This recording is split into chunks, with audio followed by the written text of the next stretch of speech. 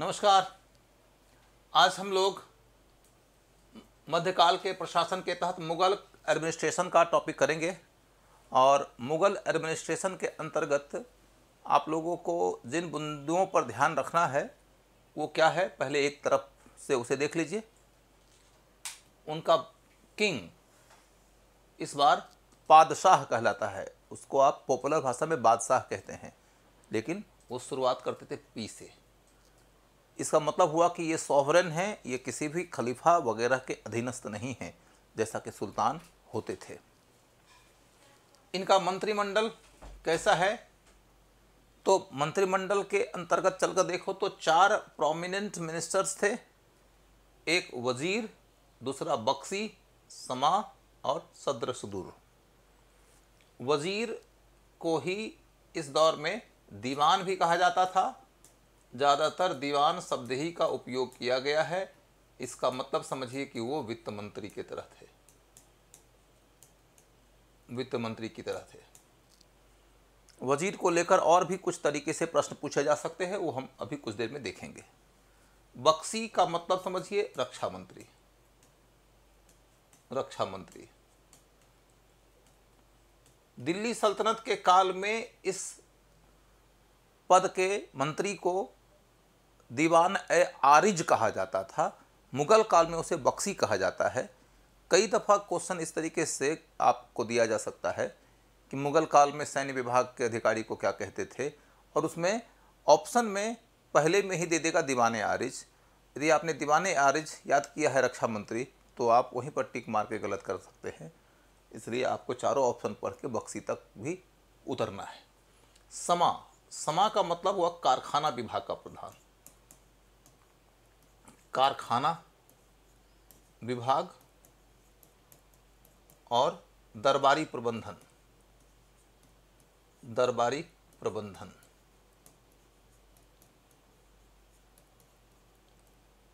कारखाना विभाग और दरबारी प्रबंधन। फिर आगे देखोगे सद्र सुदूर, यह हुआ न्याय विभाग।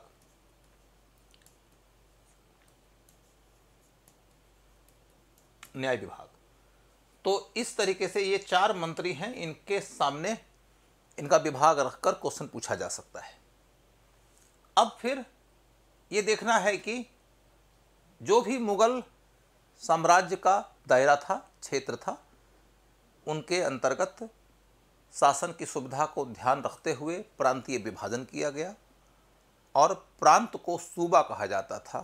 सूबे के अधिपति को यानी प्रभारी को सूबेदार कहा जाता था। मुगल बादशाह अपनी मर्जी से किसी भी व्यक्ति को किसी भी प्रांत का सूबेदार बना सकते थे। उनको एक नियत समय के बाद दूसरे इलाके में ट्रांसफ़र करके भेज दिया जाता था। उनकी सेवा की अवधि पूरी हो जाती थी तो वो रिटायर हो जाते थे और उसके बाद उनके जगह पर ज़रूरी नहीं है कि उनका बेटा आएगा, योग्यता के आधार पर नियुक्ति की जाती थी। फिर आपको यह देखना है कि सूबेदार हों या कि केंद्रीय स्तर के ये मंत्री हों, अथवा सूबा का नीचे का विभाजन जिला में होता था। जिला को सरकार कहा जाता था। आपने दिल्ली सल्तनत के प्रशासन में भी देखा है। सरकार के नीचे का ब्लॉक लेवल का डिवीजन था, उसे परगना कहा जाता था। इन सभी स्तरों पर जितने भी अधिकारी थे, चाहे सेंट्रल या प्रोविंशियल या सरकार या परगना लेवल के, उन लोगों की नियुक्ति एक मनसबदार की हैसियत से होती थी। मनसबदार का मतलब मुगल काल का प्रशासक। मनसबदार के रूप में उनकी नियुक्ति होती थी और उन्हें बतौर वेतन जागीर दिया जाता था। जागीर का मतलब एक ऐसा भूखंड जिसका रेवेन्यू ट्रांसफ़र हो जाता है किसी मनसबदार के हाथ या किसी और ऐसे व्यक्ति के हाथ जिसके नाम पर बादशाह ने उसका आवंटन कर रखा है। जागीर की कई श्रेणियां थी, उसकी चर्चा हम बाद में करेंगे। मनसबदार को नगद वेतन नहीं दिया जाता था, जागीर के माध्यम से वेतन दिया जाता था। यदि मनसबदार और जागीरदार दोनों के बीच के नाता को देखेंगे तो आपको यह समझना है कि प्रत्येक मनसबदार जागीरदार नहीं होता था, क्योंकि कुछ मनसबदार ऐसे भी थे जिन्हें नगद वेतन मिलता था, जो छोटे स्तर के मनसबदार थे। अधिकांश मनसबदारों को जागीर में वेतन मिलता था। दूसरी बात, प्रत्येक जागीरदार मनसबदार नहीं होते थे, क्योंकि कुछ ऐसे भी लोग थे जिन्हें जागीर दिया गया था लेकिन वो मनसबदार नहीं थे, बल्कि धर्म के क्षेत्र में, संस्कृति के क्षेत्र में और किसी सामाजिक क्षेत्र में काम करने के लिए सरकार ने उनसे प्रसन्न होकर उनको कोई जागीर दे दिया, ताकि उनके द्वारा किए जाने वाले कार्य का संरक्षण हो सके। इसे मिल्क कहते थे, इनाम, इदरार कहते थे। इस तरह के जागीर भी होते थे। अब हम इस तरीके से चलकर देखें तो आपको यह समझना है कि एक टॉपिक जो प्रशासन में पढ़ना है, लैंड रेवेन्यू सिस्टम, इसे हम आपके सामने जब रखेंगे तो जहांगीर, शेरशाह, अकबर, इन तीनों को जोड़ कर रखेंगे, ताकि इस पर क्वेश्चन पूछा जाए जोड़ के भी तो आपको दिक्कत ना आए। मनसबदारी माने मुगल काल के प्रशासन की व्यवस्था, उसके अंतर्गत आपको यह पढ़ना पड़ेगा जागीरदारी। जमींदारी का मतलब क्या होता है? तो जमींदार वह व्यक्ति है जो लैंड के रेवेन्यू का कलेक्शन करता है सरकार के द्वारा दिए गए कॉन्ट्रैक्ट के तहत। कॉन्ट्रैक्ट के तहत जिस इलाके का लैंड रेवेन्यू इन्हें वसूल करना है, उस इलाके का लैंड रेवेन्यू वसूल करके ये परगना के स्तर के, माने ब्लॉक के स्तर के रेवेन्यू डिपार्टमेंट के अधिकारी यानी आमिल को पैसा दे देते थे। वो आमिल फिर पैसा पहुंचा देगा जिला स्तर के रेवेन्यू विभाग के अधिकारी को, यानी अमल गुजार को। अमल गुजार वो पैसा पहुंचा देगा प्रांतीय स्तर के रेवेन्यू विभाग के अधिकारी को, यानी कि प्रांतीय दीवान को। प्रांतीय दीवान पैसा फिर आगे पहुंचा देगा केंद्रीय स्तर के दीवान को। केंद्रीय स्तर का जो दीवान है वह 3 हिस्सों में बटा हुआ है।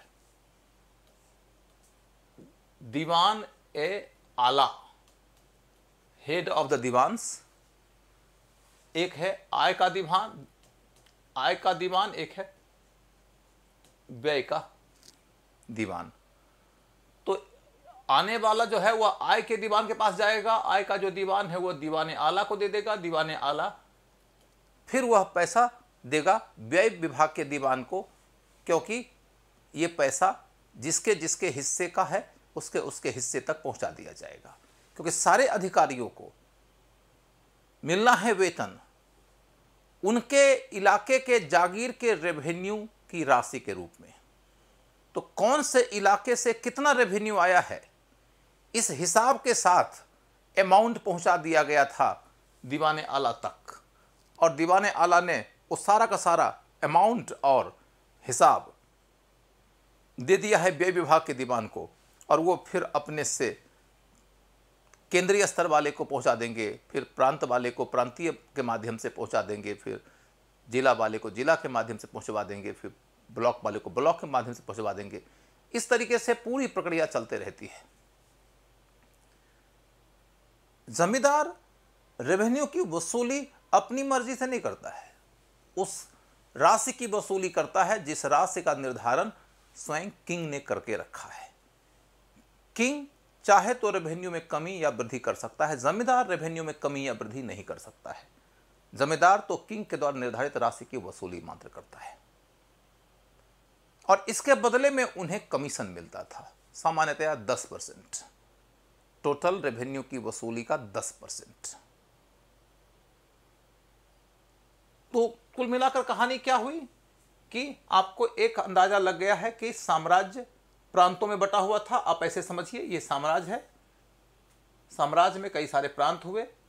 प्रांत को मान लीजिए प्रांत हुआ, प्रांत को फिर यदि बांटना हो तो उसको फिर जिला में बांटेंगे, उसको सरकार कहते हैं। और यदि इसको भी नीचे बांटना हो तो उसे हम ब्लॉक कहेंगे, जिसे हम परगना कह सकते हैं,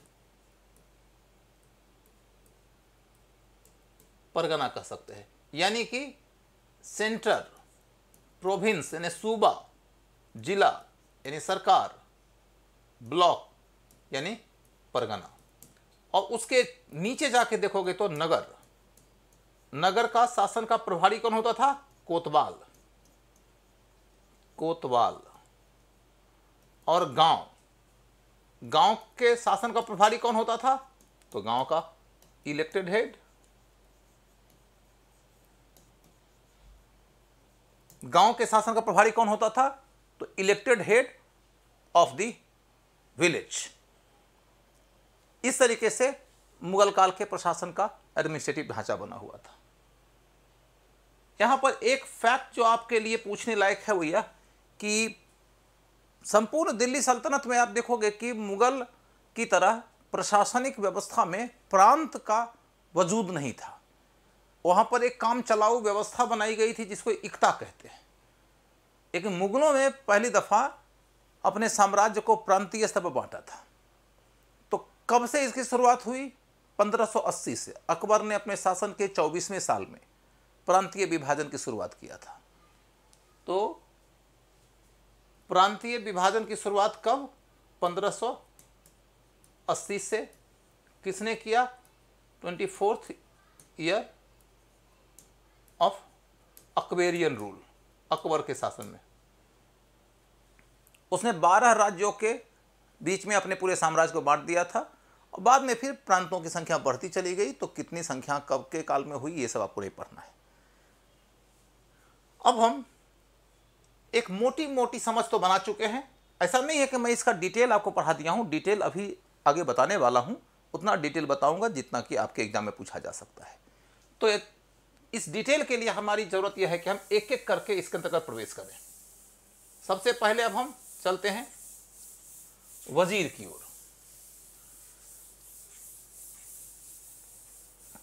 वजीर,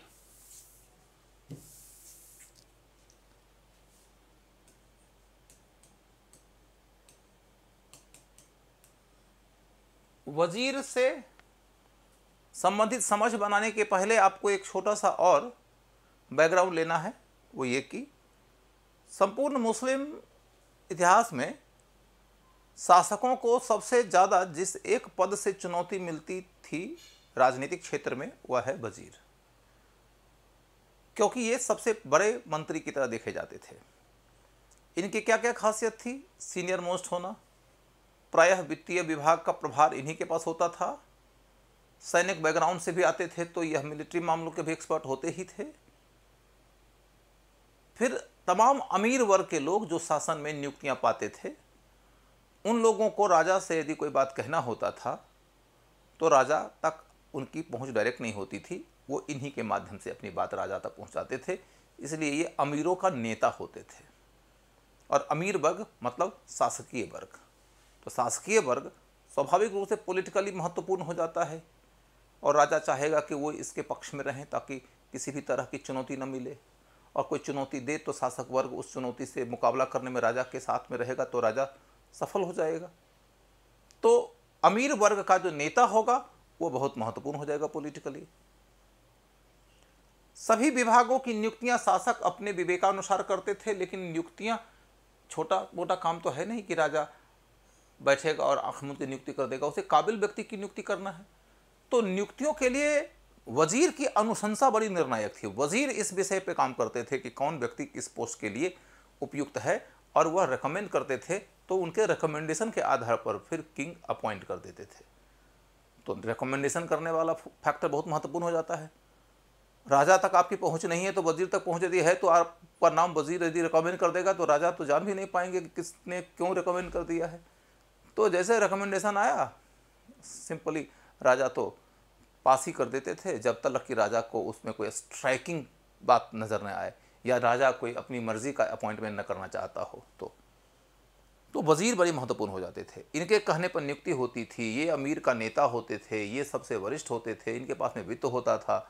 इसलिए जब कभी कोई बहुत काबिल आदमी वजीर बनता था और राजा उस समय नाकाबिल होता था, राजनीतिक अस्थिरता का दौर होता था, तो लोग वजीरों में भी अगला शासक देखने लगते थे और कई सारे वजीरों ने अपने शासकों की हत्या करके खुद ही शासक बनने का काम भी किया था। तो इस वजह से मुगलों ने वजीर को डिस्टेबलाइज करने का प्रयास किया और कोशिश किया कि वजीर के जैसा पावरफुल पोस्ट उनके शासनकाल में रहे ही नहीं। अकबर ने इस दिशा में शुरुआत किया।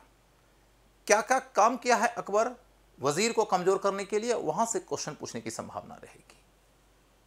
अब मैं आपको एक और बैकग्राउंड देता हूं जो वजीर से नहीं बल्कि वकील से संबंधित है। वकील,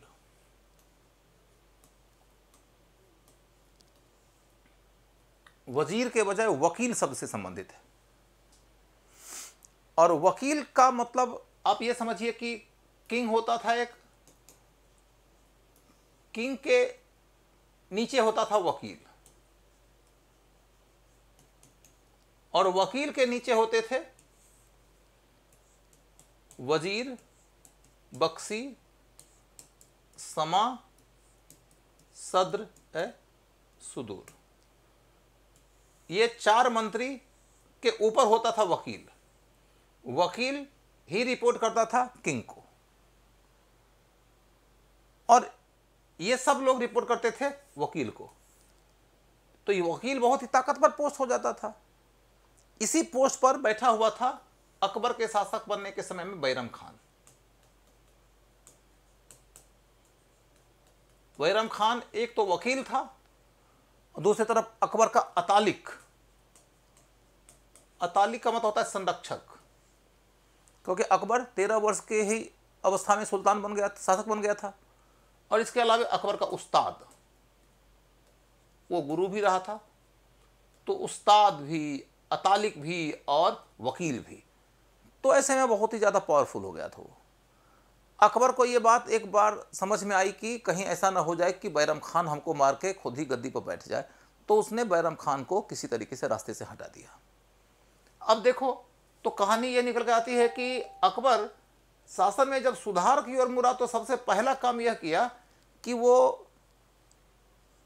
वकील के पोस्ट को निष्प्राण कर दिया। वकील का पोस्ट बना रहा, लेकिन वकील का पोस्ट निष्प्राण हो गया मुगल काल में। कई दफ़ा तो ऐसा भी हुआ है कि वकील का पोस्ट रहा ही नहीं है, और ऐसा भी हुआ है कि शासक ने कह दिया कि मैं खुद अपना वकील हूं।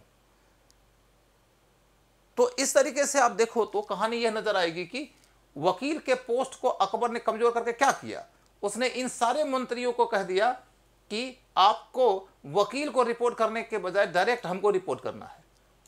जब सारे मंत्री डायरेक्ट किंग को रिपोर्ट करने लगे तो वकील एक तरीके से मिनिस्टर विदाउट पोर्टफोलियो होकर रह गया।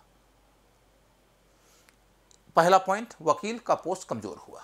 अब वकील के बाद हम चलते हैं वजीर की ओर। तो अकबर ने क्या किया कि वजीर को अमीर का नेता बख्शी को बना दिया गया। बख्शी को बनाया। ट्रेडिशनली तो वजीर ही होता था ना इसका नेता, अब बख्शी हो गया तो वजीर कमजोर हो जाएंगे। नियुक्ति की अनुशंसा,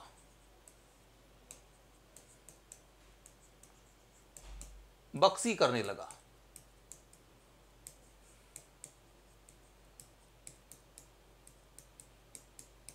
पहले कौन करता था? वजीर। तो स्वाभाविक रूप से वजीर कमजोर हो जाएगा, और अब उसको दीवान कहा जाने लगा। दीवान कहा जाने लगा। दीवान का मतलब होता है वित्त मंत्री, या वजीर का मतलब होता है प्राइम मिनिस्टर। तो आप समझ सकते हैं कि वजीर पोस्ट यदि है भी तो शासक अपने संबोधनों में उसे वजीर कहते ही नहीं हैं, उसे दीवान कहते हैं। और दीवान के अंतर्गत भी अब देखो तो दीवान का मैंने कहा कि एक पूरा का पूरा आर्क बना हुआ, एक मेहराब बना हुआ है। आय का, व्यय का, और फिर दीवान आला। दीवान आला, तो दीवान आला आय का वकील और व्यय का, आय का दीवान और व्यय का दीवान। इस तरीके से ये पूरी व्यवस्था चल रही थी। अब ये देखो कि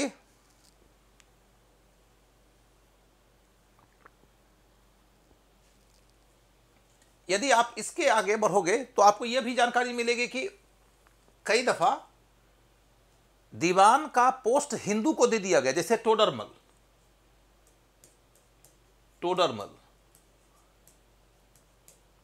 यदि किसी हिंदू को आप उस दौर में मुगलों के दरबार में दे देंगे दीवान का पोस्ट, तो आप उससे यह उम्मीद नहीं कर सकते हैं कि वो पूरे के पूरे मुगल साम्राज्य की सत्ता को पलट देगा, क्योंकि उस पावर सर्किल में यह बहुत कमजोर है। उस पावर सर्किल में वही सत्ता पलटने की कोशिश कर सकता है कि जो ऑलरेडी मुगल अभिजात्य वर्ग का एक अहम हिस्सा है।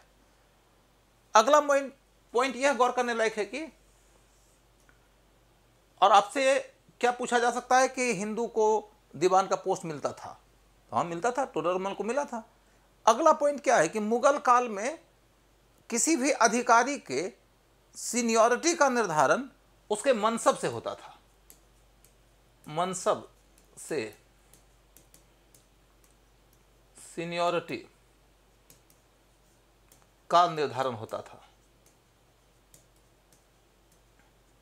आप कितने बड़े हैं वो इससे नहीं तय होता था कि आप दीवान के पद पर बैठे हुए हैं, कि आप बख्शी के पद पर बैठे हुए हैं, कि आप समा के पद पर हैं, कि आप सदर सुदूर के पद पर हैं, कि सूबेदार के पद पर हैं।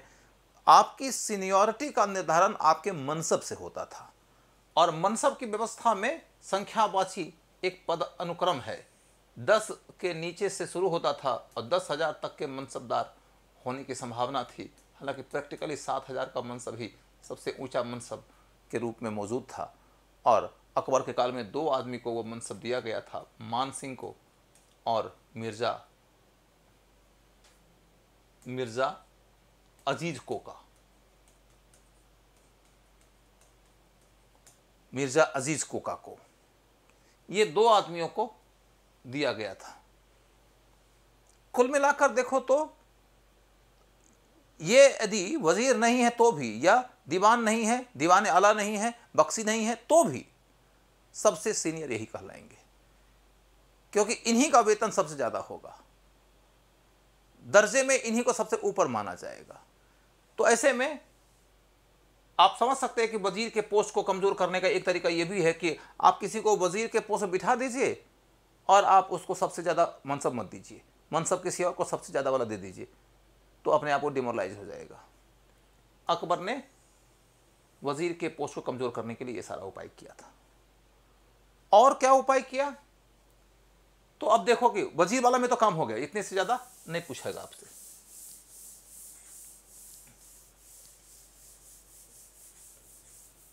यहां पर आपको याद नहीं करना है, सुन लीजिए, सुन लेंगे तो आपका काम हो जाएगा, क्योंकि ऑप्शन देखकर उत्तर मारना होता है। यदि आप लोग याद करने लगिएगा तो आपको लगेगा कि बहुत ज़्यादा हो गया। फिर देखो बख्शी सैन्य विभाग का मंत्री हुआ करता था, बख्शी ही हो गया अमीरों का नेता, और बख्शी ही करने लगा अनुशंसा, रिकमेंडेशन कि किसकी नियुक्ति होगी। इसके अलावा यह सैन्य मंत्री तो था ही, और सैन्य मंत्री जो होता था वही उस दौर में गुप्तचरी विभाग का भी प्रधान होता था।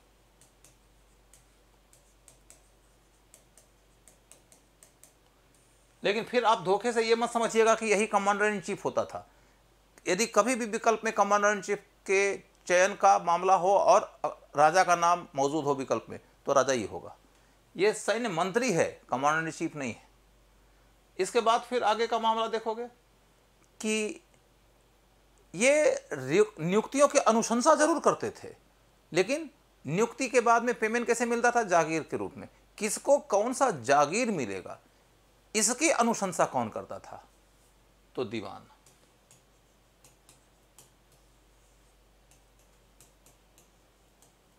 इसका क्या उद्देश्य है? इसका उद्देश्य यह है कि सारे अमीरों को यदि आप बख्शी के प्रति वफादार बना दोगे, तो फिर वजीर को कमजोर करके बख्शी को मजबूत कर दिया, तो ये कौन सी बड़ी बात कर दिया? तो वजीर नहीं विद्रोह करके बख्शी विद्रोह करेगा, तो इन्होंने बख्शी को भी ज्यादा ताकतवर नहीं होने दिया। कैसे? तो कमांडर इन चीफ तो स्वयं शहंशाह है, नियुक्ति का रिकमेंडेशन ये करेंगे, लेकिन दीवान का काम है कि वही तय करेगा, बताएगा कि किसको कौन सा जागीर मिलना चाहिए, तो अमीर वर्ग विभाजित हो जाएगा।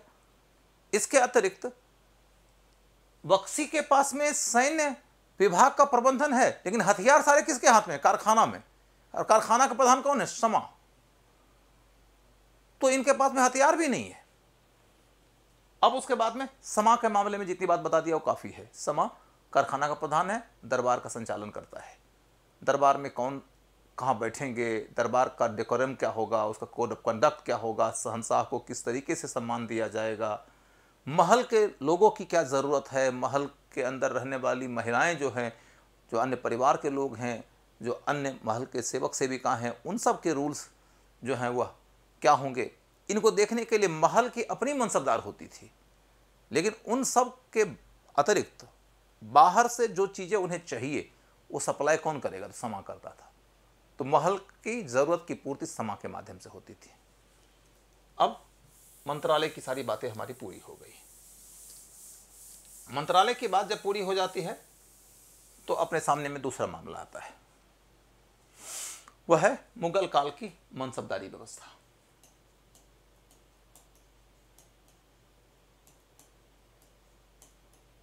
मनसबदारी में क्या बात देखना है कि इनकी नियुक्ति कैसे होती है, नियुक्ति के बाद पदोन्नति, इसके बाद तबादला,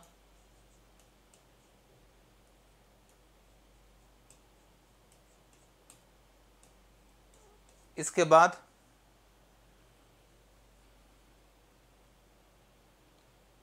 इनको वेतन कैसे दिया जाता था,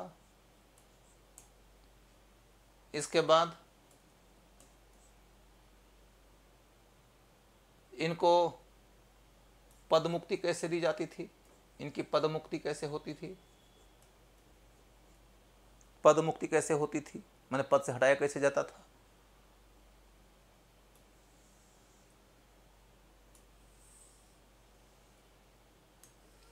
अब ये देखो कि नियुक्ति कौन करेगा? किंग। और रिकमेंडेशन कौन करेगा? बख्शी। और पदोन्नति कौन करेगा? किंग। तबादला कौन करेगा? किंग। पद से हटाएगा कौन? किंग। बहुत क्लियर है। इसके बाद फिर मनसबदार को वेतन कैसे दिया जाता है? मनसबदार को वेतन कैसे दिया जाता है? तो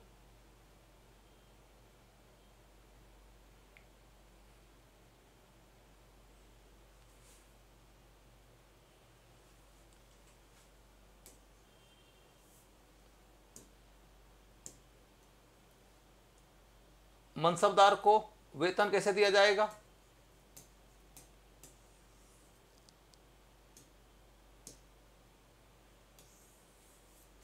तो वेतन दिया जाता है जागीर के रूप में।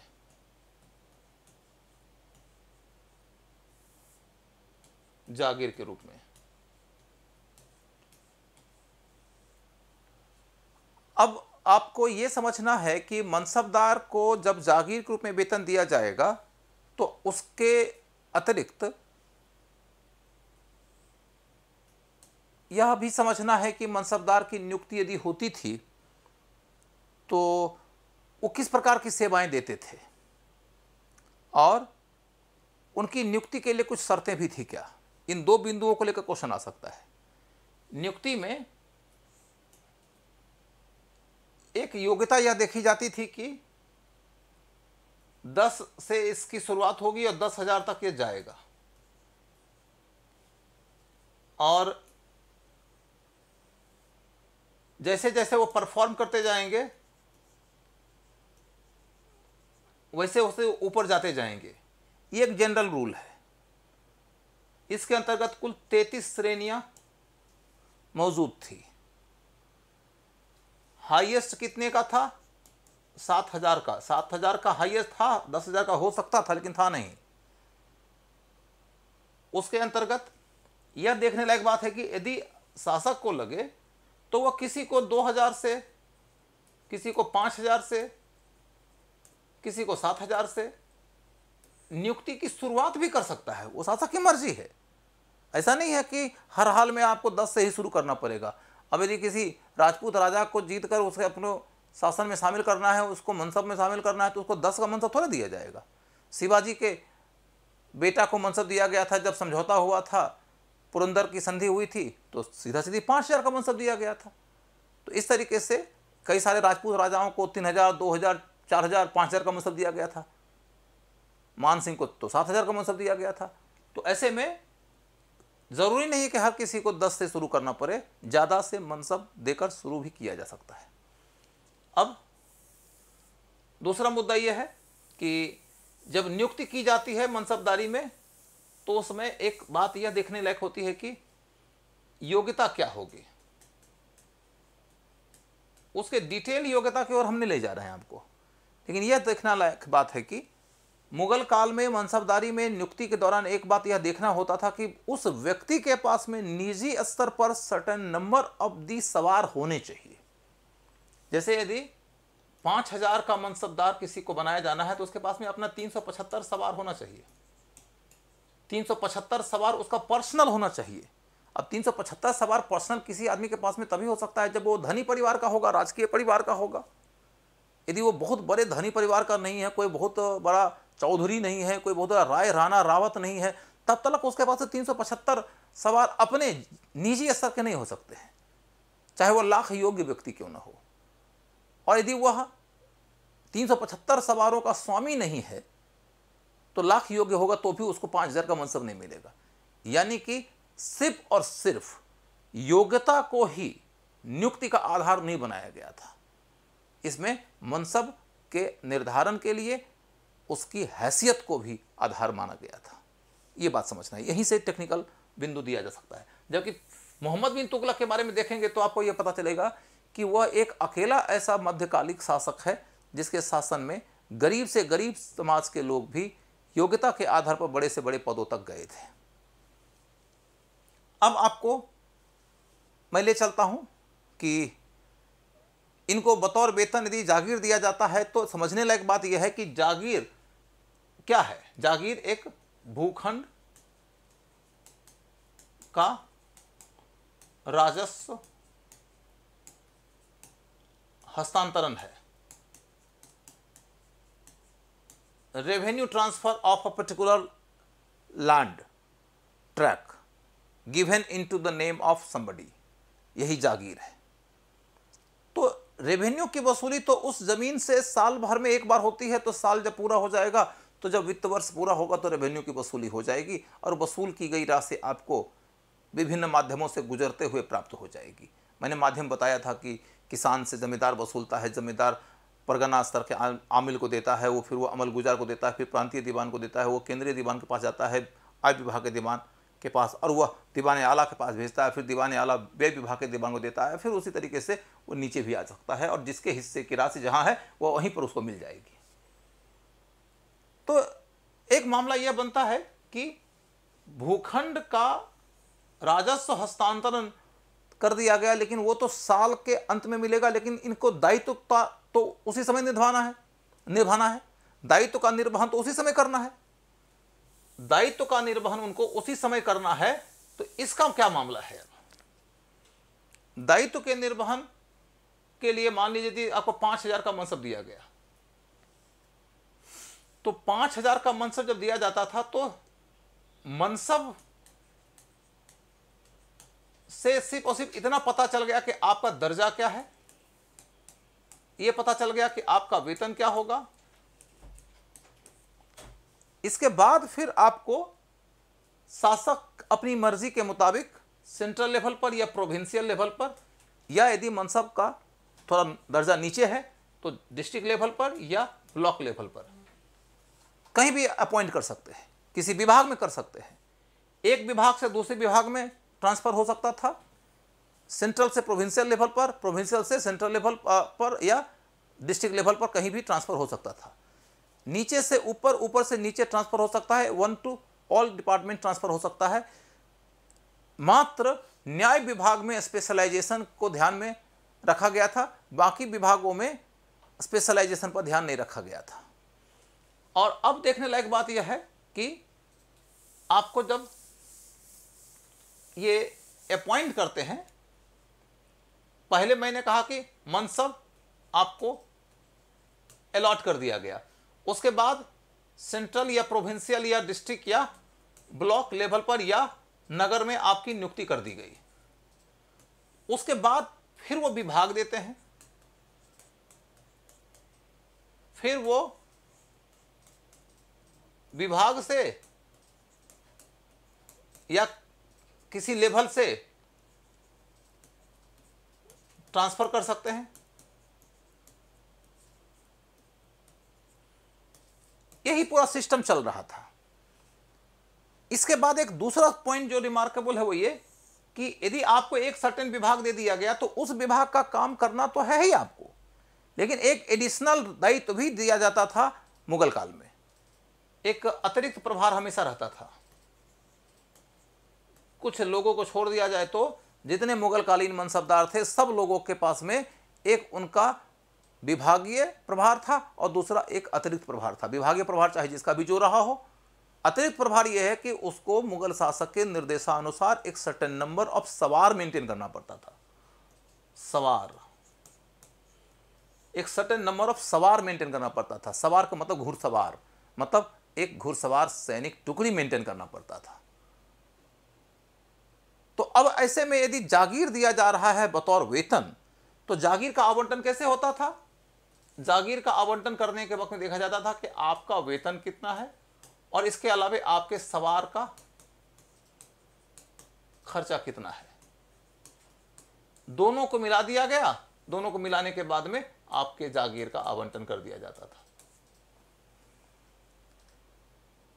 इस तरीके से मुगल कालीन मनसबदारी के अंतर्गत विभागीय और अतिरिक्त जिम्मेदारी का निर्धारण हो गया।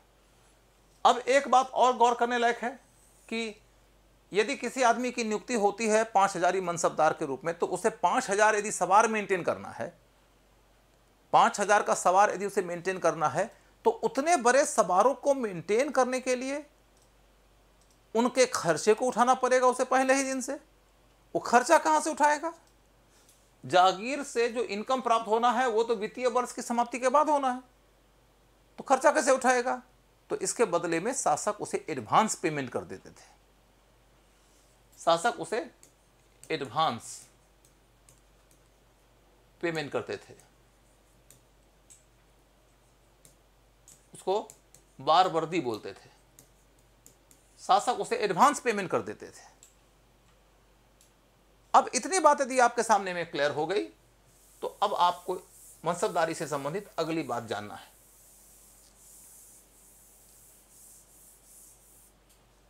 कि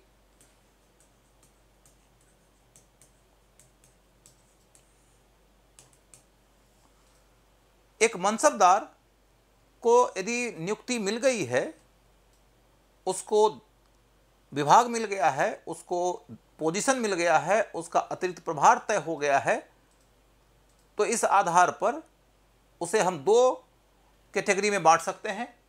एक है जात और एक है सवार। जात का मतलब आपका दर्जा, जिसके आधार पर तय होता था आपका वेतन, और इसके तहत आपका तय होता था विभाग या कोई स्टेज की सेंटर में, कि प्रोविंस में, कि जिला में, कहां पर आपकी नियुक्ति होगी।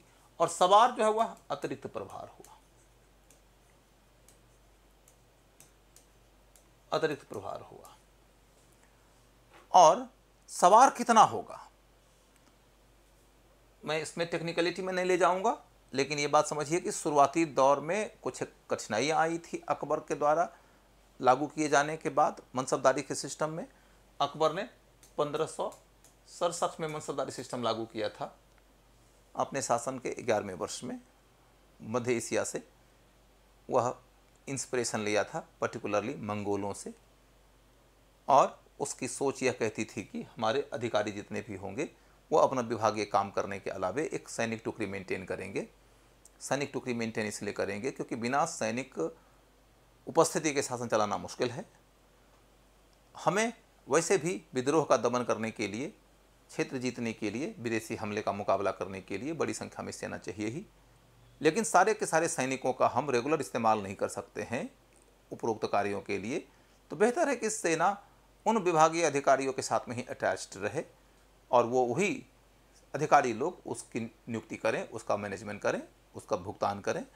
हम तो भुगतान करने के लिए उनको जागीर के माध्यम से अतिरिक्त आमदनी दे देंगे और उनके इलाके में उनके साथ में वो सैनिक टुकड़ी रहे, तो इससे उस इलाके के लोगों के ऊपर इनका शासन संचालन सहज हो जाएगा। लोग विरोध और विद्रोह नहीं करेंगे। इसी समझ के साथ में ये व्यवस्था बनाई गई थी। अब देखोगे कि जब अकबर के शासन के अंतिम दौर में हम पहुंचते हैं तो उसने अपने मनसबदारी के अंतर्गत एक विभाजन कर दिया। जात और सवार अलग अलग कर दिया गया। पहले जात के बराबर ही सवार रखना होता था। 5000 के मनसबदार है तो 5000 के सवार रखेंगे, लेकिन कुछ कठिनाइयां आई, उन कठिनाइयों को अभी नहीं ले चाहता हूं आपको। अकबर ने बाद में जात और सवार में डिवीजन कर दिया। जब डिवीजन किया तो यह बात हो गई कि जितना जात है ज़रूरी नहीं कि सवार उतने ही हों। आपके सामने ऑप्शन यही आएगा कि मुगल काल के अंतर्गत यह अनिवार्य था कि व्यक्ति को जात के बराबर सवार रखना पड़ता था, तो गलत बात हो जाएगी। जात इक्वल टू सवार, जात से कम पर आधे से ज्यादा सवार और जात के आधे से भी कम सवार। ये 3 कैटेगरीज थे। इन 3 श्रेणियों के अंतर्गत मुगल काल के मनसबदार आते थे। जात से बराबर सवार भी हो सकते थे, जात से कम लेकिन आधा से ज़्यादा का भी हो सकते थे, और जात के आधे से भी कम के सवार हो सकते थे। और इन तीनों का जो वेतन तय होता था तो जात का वेतन अलग था। यदि आपके सवार की संख्या कम है, इससे यह नहीं तय होता था कि आपके जात का वेतन कम हो जाएगा। जात तो आपका पर्सनल स्टेटस बताता है, सवार अतिरिक्त है। अतिरिक्त दायित्व तो किसी के पास में ज़्यादा हो सकता है, किसी के पास में कम हो सकता है। आज भी देखो कई सारे अधिकारी ऐसे हैं कि एक अधिकारी ऐसा है जिसको एक ग्रेड पे अपॉइंटमेंट मिल गया है। मान लीजिए वो बी ग्रेड का अधिकारी है या ए ग्रेड का अधिकारी है और उसको एक विभाग मिल गया है और उस ग्रेड के आधार पर उसको वेतन मिलता है और उसके बाद उसको कोई अतिरिक्त प्रभार भी मिल जाता है। एक के पास में 3 अतिरिक्त प्रभार होता है, किसी के पास में 1 होता है, किसी के पास में हो सकता है कि 1 भी ना हो, वो सिर्फ अपने विभाग के दायित्व को देखे। तो आज के डेट में वैसा चलता है। इससे किसी अधिकारी के वेतन पे असर नहीं पड़ता है। अतिरिक्त प्रभाव मिल जाता है तो अतिरिक्त भूमिकाएं हो जाती है, उनके कार्य का कौशल विकसित हो जाता है, उनकी प्रतिष्ठा बढ़ जाती है, ये अलग बात है।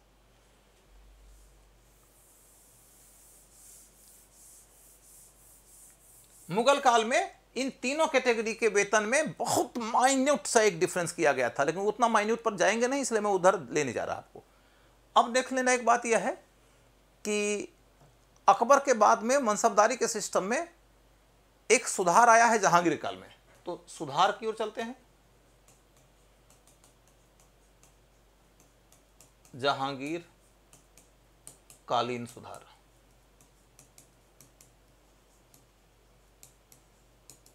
जहांगीर कालीन सुधार को क्या कहा जाता है? जहांगीर कालीन सुधार को कहा जाता है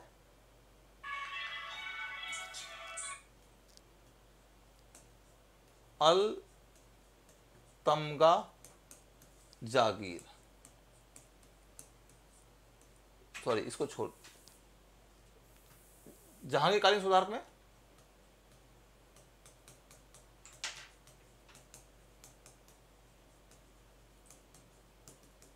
नंबर 1, उसने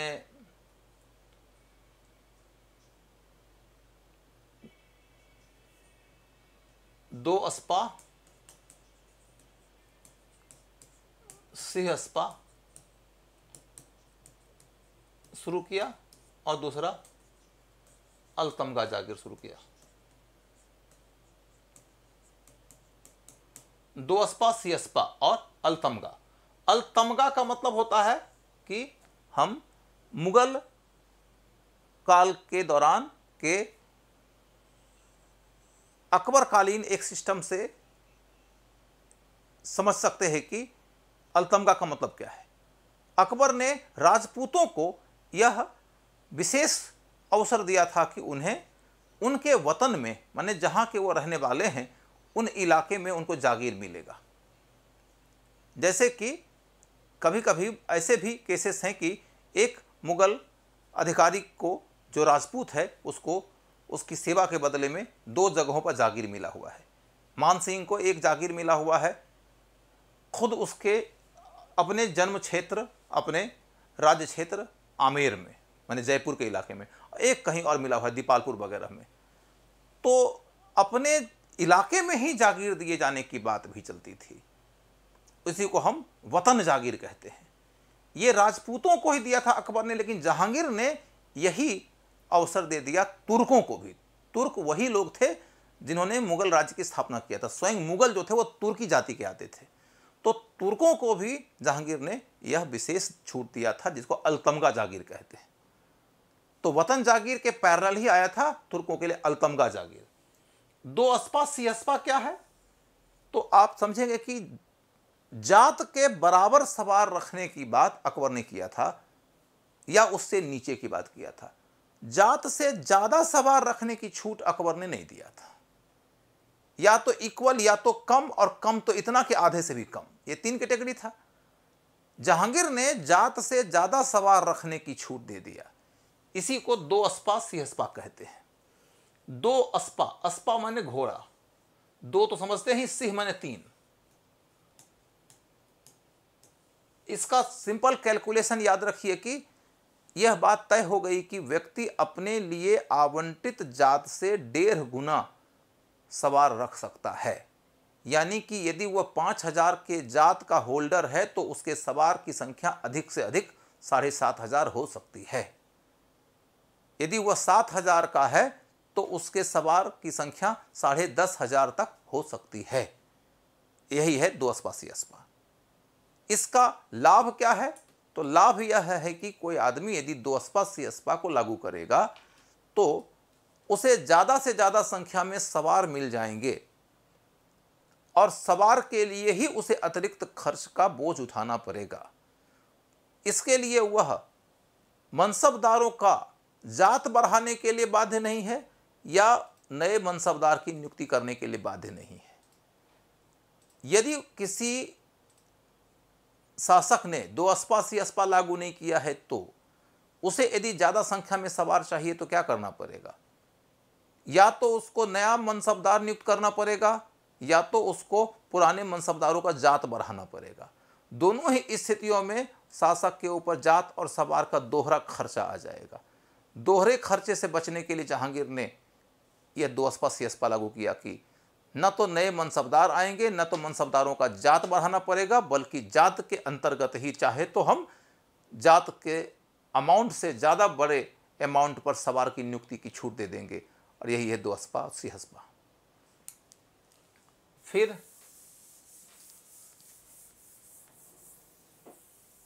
अगला पॉइंट है, शाहजहां के काल में जाकर देखेंगे।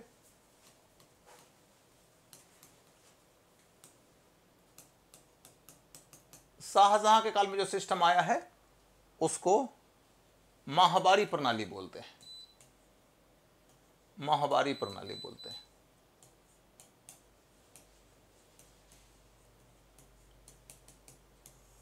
माहवारी प्रणाली में क्या होता है? जब कभी मुगल काल के मनसबदारी के वेतन को देखोगे तो यह समझो कि जागीर का इनकम आपको साल में अंत में मिलता था, और उसका कैलकुलेशन एनुअल होता था। शाहजहां के काल से उसका कैलकुलेशन मंथली हो गया। मंथली कैलकुलेशन का मतलब क्या है और इसका रीजन क्या है? कहानी यह है कि मुगल काल के मनसबदारों को बतौर वेतन जो जागीर दिया गया था, उस जागीर से जो आय प्राप्त हो रहा था, वह आय जितना प्राप्त होना चाहिए था उतना हो नहीं रहा था। और इस वजह से मनसबदार के लिए जो दायित्व तय किया गया था, उस दायित्व के निर्वहन में दिक्कतें आ रही थी। इन दिक्कतों के समाधान का दायित्व शहंशाह का था और उसने दिक्कत का ही समाधान निकालने के लिए माहवारी सिस्टम लागू किया। तो ऐसे समझो कि एक शब्द है जमा, एक है हासिल। जमा का मतलब है राजस्व का आकलन। आपने यदि किसी को जागीर दिया तो किस आधार पर जागीर दिया? मान लो कि एक जागीरदार यानी मनसबदार था, उसको वेतन दिया गया तो उसको जागीरदार कह दिया गया जागीर के माध्यम से। तो मान लो कि 50,000 का जागीर किसी को दिया गया। ये नंबर ऐसे ही समझने के लिए है, एग्जैक्ट नहीं है। और कहा गया कि तुम 5,000 सैनिक रखोगे, तो 5,000 सैनिक के लिए अतिरिक्त रूप से जागीर दिया गया। एक सैनिक के ऊपर आप मान लो रख लो 100 रुपया, तो आपके सामने 5 लाख रुपया आ गया। तो फिर क्या हुआ?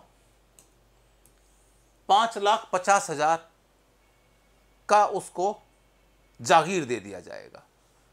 अब हमें यह तय करना पड़ेगा कि एक ऐसा इलाका जहां से कि 5,50,000 के रेवेन्यू की प्राप्ति हमको होनी है। जिस इलाके से हमें 5,50,000 रुपये के रेवेन्यू की प्राप्ति होगी, उतना बड़ा भूखंड का रेवेन्यू हमने आवंटित कर दिया इस मनसबदार को। इस मनसबदार को यह कह दिया गया कि इस इलाके से हमारा जमा यानी आकलन यह है कि 5,50,000 का रेवेन्यू मिलेगा। तो आपका पर्सनल वेतन भी हो गया और आपके 5,000 सवारों का वेतन भी हो गया। अब आप अपना काम निभाइए। अकबर ने भूमि की नपाई वगैरह भी किया था और नपाई के आधार पर वह कॉन्फिडेंट हो गया था कि उसने जो आकलन किया है वह आकलन एक्यूरेसी के करीब है। अतः वह कॉन्फिडेंट हो गया कि हमने जितने का जागीर दिया है उतना इनकम तो मनसबदार को मिल ही जाएगा। इसीलिए मनसबदारों को जो उसने दायित्व दिया था, उस दायित्व के निर्वहन के लिए वह फिर सख्ती बरतने लगा कि यदि तुमको कहा गया कि 5,000 सवार रखो तो तुमको 5,000 सवार रखना होगा। और उसके अंतर्गत उसने विजिलेंस शुरू कर दिया दाग और हुलिया की पद्धति के माध्यम से।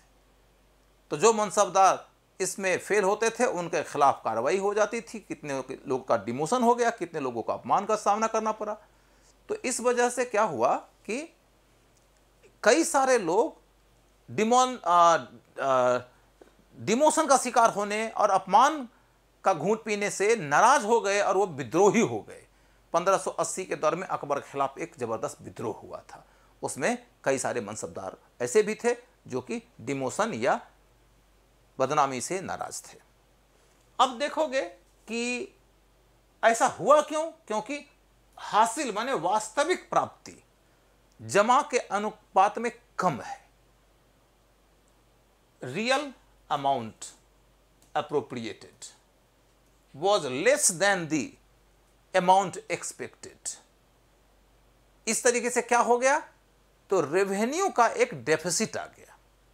इस रेवेन्यू के डेफिसिट का शिकार कौन हुआ? शिकार स्वयं मनसबदार हुआ, क्योंकि मनसबदार को यह जागीर दिया गया। इस जागीर से यदि उसके एक्सपेक्टेड अमाउंट की प्राप्ति नहीं होती है तो भी उसको उस दायित्व का निर्वहन करना है जो दायित्व उसके माथे पर सौंपा गया है। और वो जब दायित्व का निर्वहन कर ही नहीं सकता है तो या तो वो चोरी करेगा और चोरी के लिए दंडित करेगा तो विद्रोह करेगा। इन्हीं स्थितियों से निपटने के लिए शाहजहां ने एक सुधार का काम किया, उसको माहवारी प्रणाली कहते हैं।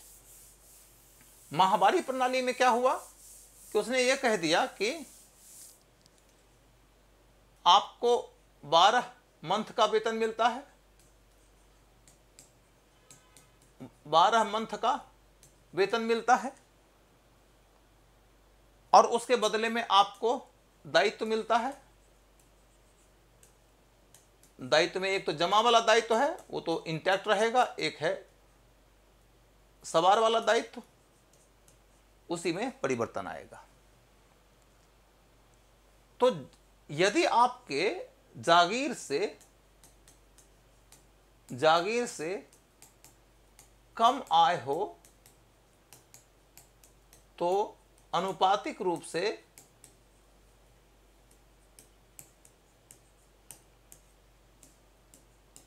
सवार की संख्या कम कर दी जाएगी।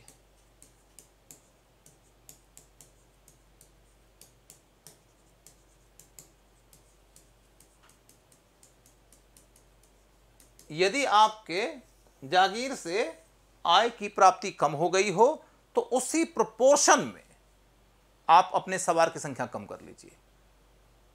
तो जैसे आप ऐसे समझिए कि 1,20,000 यदि किसी जागीर का इनकम आना था 12 महीने में, मैंने जानबूझ के ये अमाउंट लिया है ताकि हिसाब जोड़ने में सहूलियत रहे, 1,20,000 का अमाउंट आना था तो 10,000 पर मंथ हो गया।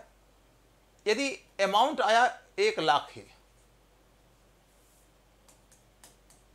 1,00,000 ही, तो इसका मतलब 10 महीने का ही मिला। तो 10 महीने का ही अमाउंट यदि आपको प्राप्त हो रहा है तो आप उसी अनुपात में अपने सवार की संख्या कम कर लीजिए।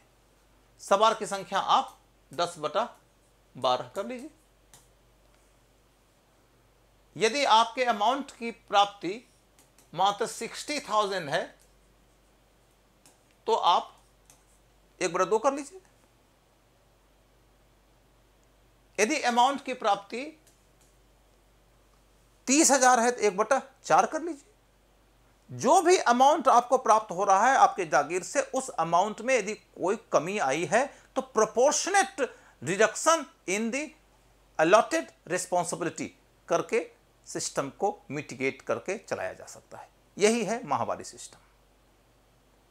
औरंगजेब के काल में आपको एक और सुधार होता हुआ दिखाई देगा, उसको कहते हैं मसरूत प्रणाली। मसरूत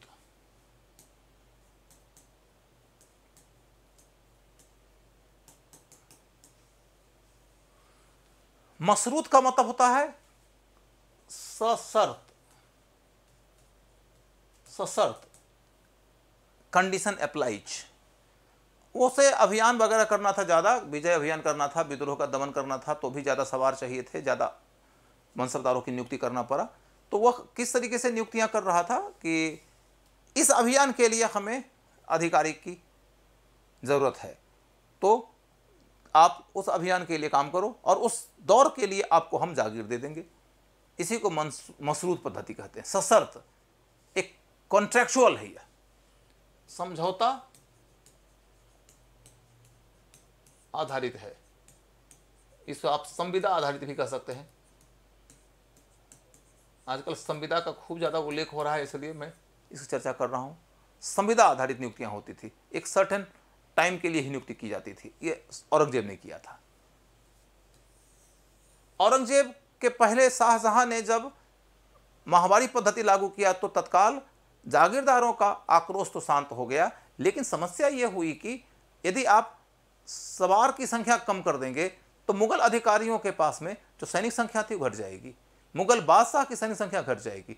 और सैनिक संख्या आपकी सत्ता का यदि आधार है, सेना आपकी शक्ति का आधार है, विद्रोह के दमन के लिए, विदेशी हमले से मुकाबला के लिए, क्षेत्रीय विस्तार के लिए और किसी इलाके में शासन को दुरुस्त बनाए रखने के लिए, तो ऐसी स्थिति में समस्या क्या हुई कि सैनिक संख्या ही घटने लगी। यह मुगलों की शक्ति को कमजोर करने वाला कारक सिद्ध हुई और यह समस्या जागीरदारी के साथ जुड़कर और ज्यादा गंभीर हो गई। अब यह समस्या कैसे जागीरदारी के साथ में जुड़कर गंभीर हो जाती है, तो आप ऐसे समझिए कि आपने चूंकि मनसबदारी समझ लिया तो जागीरदारी बहुत ही छोटा हो जाता है आपके लिए। फिर जागीर का मतलब मैं समझा चुका हूं। भूखंड जिसका वेतन या इनाम आदि के रूप में, भूखंड जिसका रेवेन्यू वेतन या इनाम आदि के रूप में किसी के नाम पर आवंटित किया जाता है। अब जागीर की श्रेणियां, जागीर की श्रेणियां, तो एक तो वेतन का जागीर है, एक है जागीर जिसको हम अलतमगा या वतन जागीर कहते हैं। इसके बाद मसरूत जागीर, ये मैं बता चुका हूं। इनाम जागीर, ये आपको बताया जा चुका है। और इसी क्रम में एक देंगे पैबाकी जागीर, ये आता है। फिर आपके सामने में एक आएगा सैर जागीर,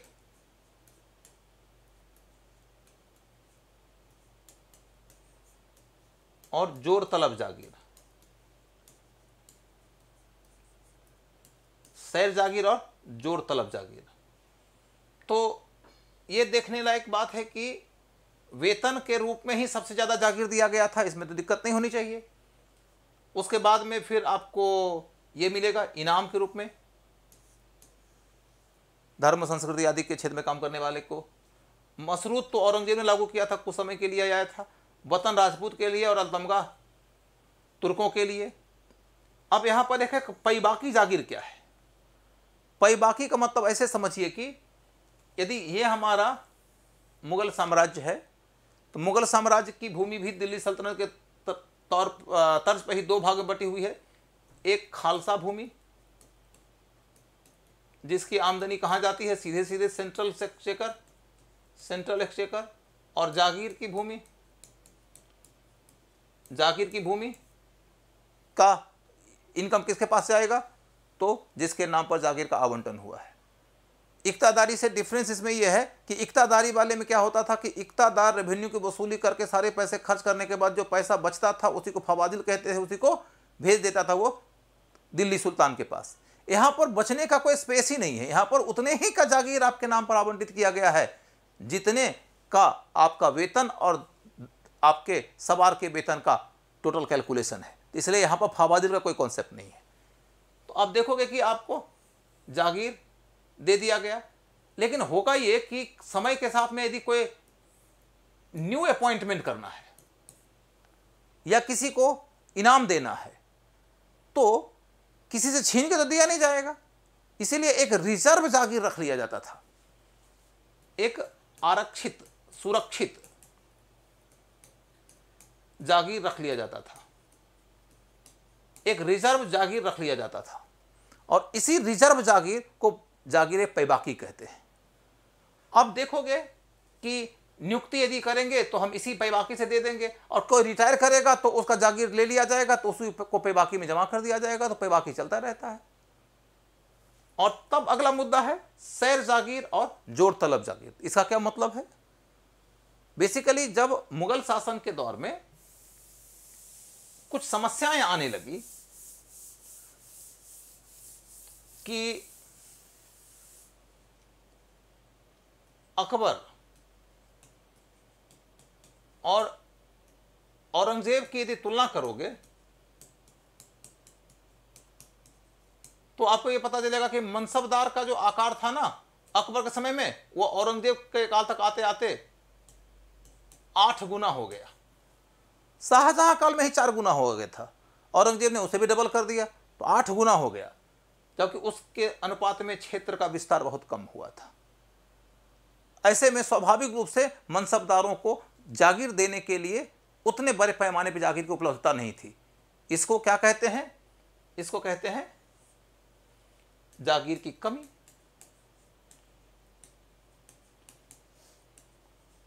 जागीर की कमी। लेकिन जागीर की कमी के बाद अब दूसरी समस्या क्या हुई कि कई सारे इलाकों में कई सारे कारणों से विद्रोह होने लगे, चाहे वह किसानों की समस्या से उपजा हुआ विद्रोह हो, जमींदारों की समस्या से उपजा हुआ विद्रोह हो, या धार्मिक नीति की समस्या से उपजा हुआ विद्रोह हो, या दक्षिण नीति की समस्या से उपजा हुआ विद्रोह हो, या राजपूत नीति की समस्या से उपजा हुआ विद्रोह हो, या मराठों की नीति से उपजा हुआ विद्रोह हो, या बुंदेलों के द्वारा किया जाने वाला विद्रोह हो, या सिखों के द्वारा किया जाने वाला विद्रोह हो, तमाम क्षेत्रों में विद्रोह आए हैं। और वो विद्रोह औरंगजेब काल में बहुत ही जनरल फीचर है मुगल काल में। इन विद्रोहों से क्या हो रहा है कि जिन जिन इलाकों में विद्रोह होता है उन इन इलाकों में रेवेन्यू की वसूली मुश्किल हो जाती है, और उन इलाकों में रेवेन्यू की वसूली के लिए आपको बहुत ज़्यादा ताकत लगाना पड़ता है, और बहुत ज़्यादा ताकत लगाना पड़ेगा तो क्या हो जाएगा, उसी को कहते हैं जोर तलब जागीर। जोर तलब जागीर। और जिन इलाकों में रेवेन्यू की वसूली सहज तरीके से हो जाए उसी को कहते हैं सैर जागीर।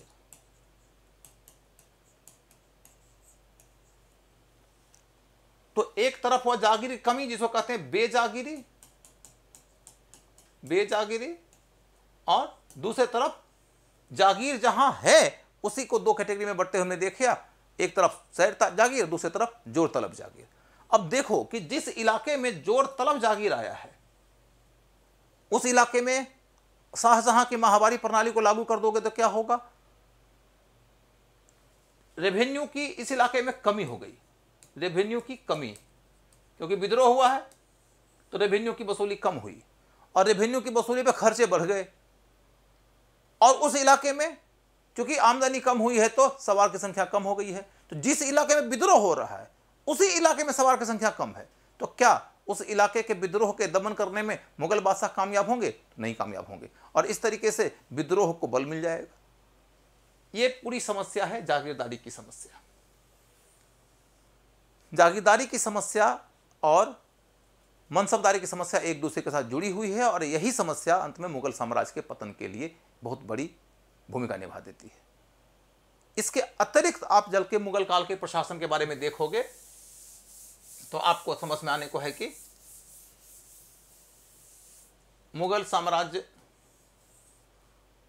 सूबा में बट गया, जिसके अधिकारी सूबेदार हुए मैं बता चुका हूं। सूबा के नीचे सरकार है,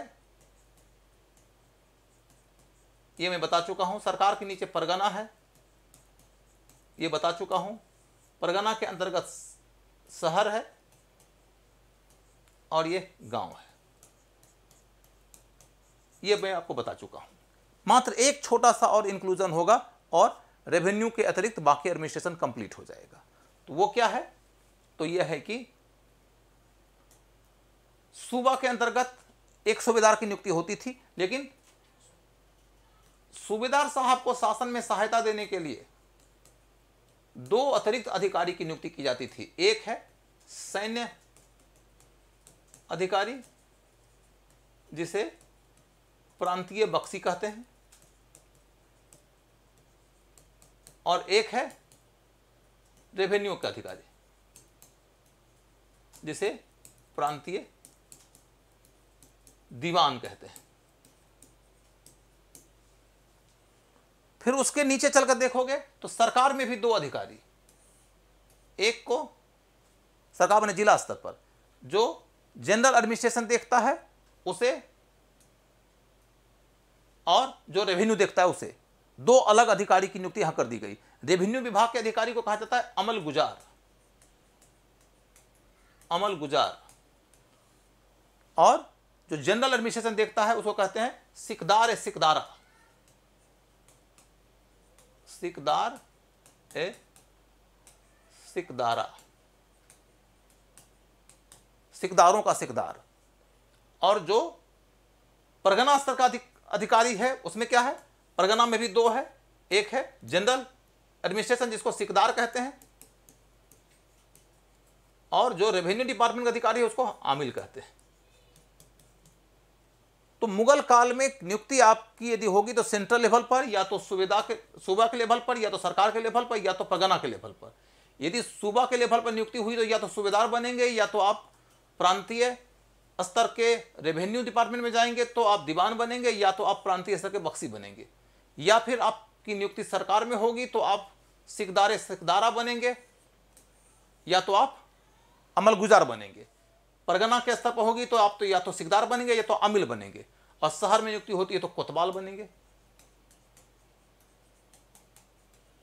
और यदि गांव में नियुक्ति होती है तो गांव में तो नियुक्ति हो ही नहीं सकती है। गांव के लोग अपने चुने हुए प्रधान के माध्यम से ही अपने शासन का संचालन करते थे और शासक को रेवेन्यू दे देते थे यदि, तो शासक को इनके शासन के आंतरिक मामले में दखलंदाजी करने में कोई इंटरेस्ट नहीं होता था। इस तरीके से मुगल कालीन एडमिनिस्ट्रेशन को लेकर संक्षेप में मैं जितनी बातें बता सकता था इतनी बता दिया हूं। इतने में आपका काम हो जाएगा, इसका मुझे कॉन्फिडेंस है। लैंड रेवेन्यू सिस्टम का मामला अभी बचा हुआ है, वो मैं एक अलग से क्लास में आपको बताऊंगा, जिसमें अलाउद्दीन खिलजी, शेरशाह, अकबर, इन सब को बता दूंगा। उसी में मैं आपको भूमि के स्वामित्व और जमींदारी सिस्टम भी समझा दूंगा। आज की कक्षा यहीं पर खत्म होगी। धन्यवाद।